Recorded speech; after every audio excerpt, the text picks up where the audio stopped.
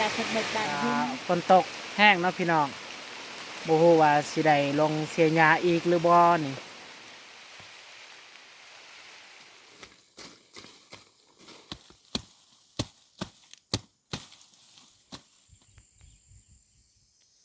กับทักทายสบายดีแล้วก็สวัสดี FC เบิร์ดทุกคนที่เขามารับชมคลิปของบ่ดวงสำหรับมื้อนี้แม่นบ่ดวงก็บ่ได้เข้าป่าเนาะพี่น้องบ่ดวงกับเมียก็สิเข้าสวนเข้าเสียหญ้าสวนมันนี่แหละพี่น้องมีแต่ให้ทุกคนสามารถเข้าไปรับชมคลิปยาวๆกันเลยนี่แหละทางเข้าสวนของบ่ดวงนี่นี่ก็คือสวนอ้อยของน้าสาวเขาเองนี่แหละ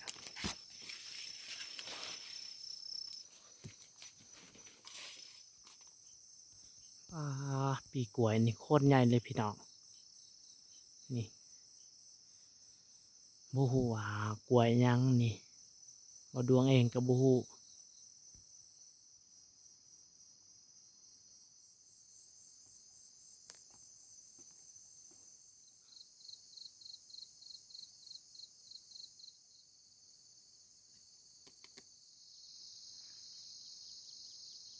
ตอนนี้บ่ดวงก็มาฮอดสวนมันเรียบร้อยแล้วนี่ทางหลังนี่แม่นสวนมันของบ่ดวงเองนี่แหละมีแต่เฮาสิเสียหญ้าเลยนี่แหละสวนมันของบ่ดวงนี่หญ้าก็รกขนาดบ่ฮู้ว่าบ่ดวงสิเสียเบิดหรือบ่นี่มื้อเดียวส่วนเมียของบ่ดวงก็เสียหญ้าแล้วนี่เอาแต่บ่ดวงสิเสียหญ้าเลย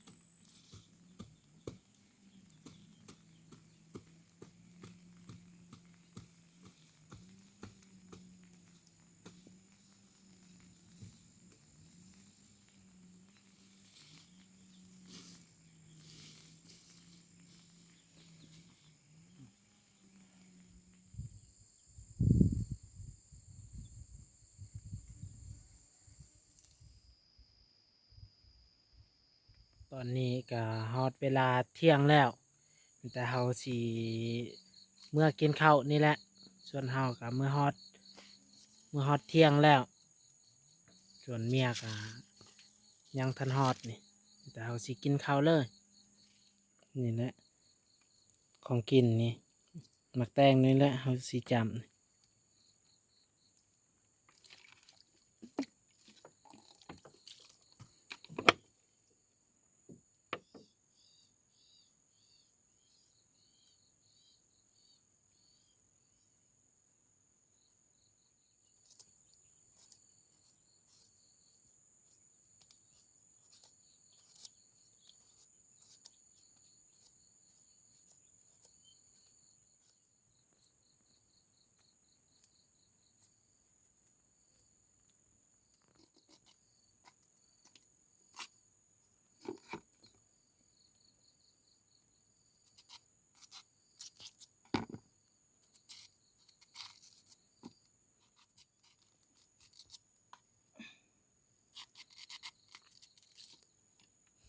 เอานี่แหละของกินของกินตอนเพลนของเฮานี่แล้วก็ครับของกินตอนเช้านี่แหละเฮาถือมาแต่บ่หลายแต่หมักแตงนี่แหละเฮาสิกินตอนเพลนนี่นี่แหละแจ่วที่เฮาสิจำหมักแตงนี่แล้วก็กับของกินตอนเช้านี่แหละ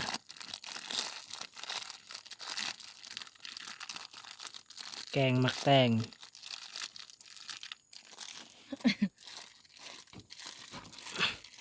อ่ะกินข้าวกับข้าวปนมันนี่แหละนี่เอามาเด้อพี่น้องนี่มากินข้าวน้ำกันกับบ่อดวงนี่แหละมาทุกคนมากินข้าวน้ำกันนี่แหละกิน2 คน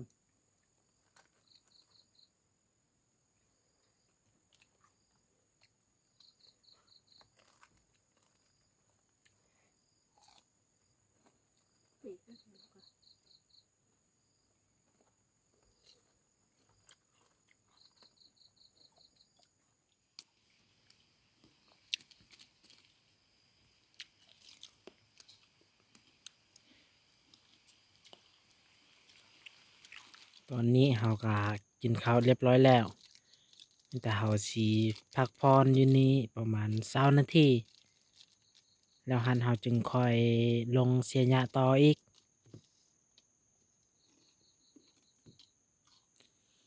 ของกินของเฮาก็เบิดพอดีเลยอืม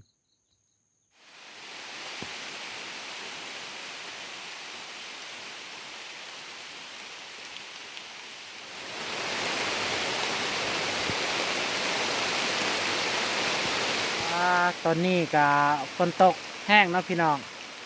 บ่ฮู้ว่าสิได้ลงเสียหญ้าอีกหรือบ่นี่คันบ่ได้ลงมีแต่เฮาสิเก็บมื้อนี่แหละ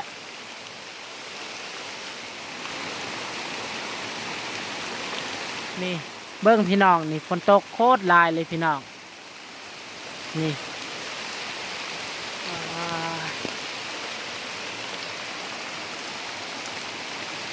หั่น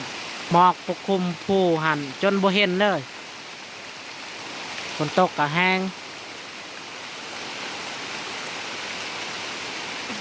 นี่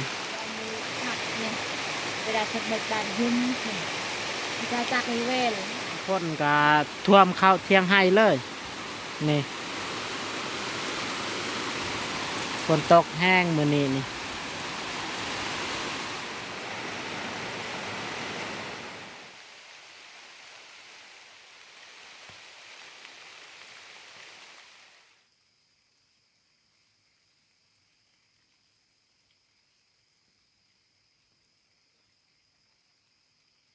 อ่าตอนนี้ก็ฝนเซาตกแล้วแต่เฮาสิไปเสียหญ้าต่ออีกตอนนี้บรรยากาศก็ดีแล้วฝนก็เซาตกแถมบ่ได้ร้อนอีกมื้อนี้นี่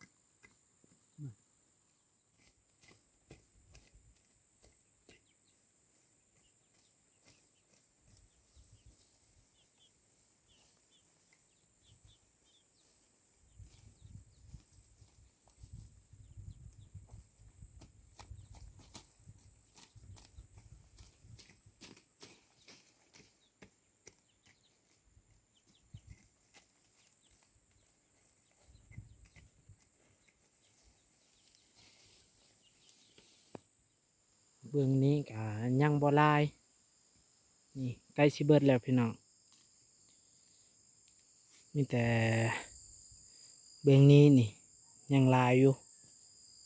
พูนแต่หลุมพุ่นแหละบ่ทันได้เสียขึ้นเลยนี่แหละเบื้องตัวเขาเสียแล้วแหละ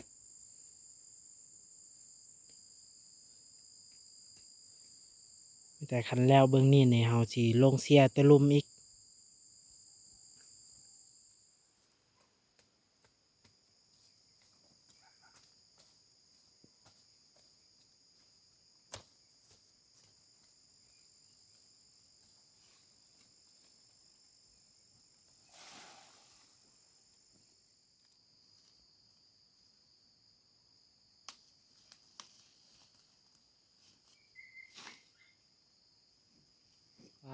พี่น้องอยู่พูนนี่ฝนตกเลยนี่มันมาฮอดเฮาแล้ว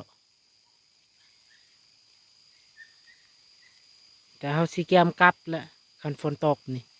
เฮาเสียหญ้าบ่ได้เลยตอนนี้ก็3 โมงแล้ว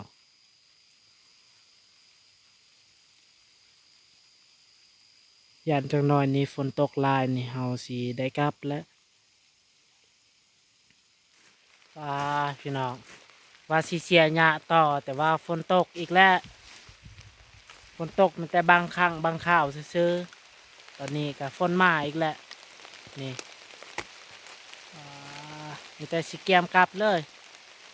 บ่ได้เสียดอกหญ้านี่ฝนตกเลยนี่โอ้มีแต่เฮาสิกลับเลยแล้วเอาสำหรับคลิปนี้น่าจะจบเพียงเท่านี้เลยพี่น้องเพราะตอนนี้ก็ฝนตกแล้วเฮาก็บ่ได้เสียหญ้าต่ออีกแต่ถ้าผู้ใดมักคลิปของเฮาก็อย่าลืม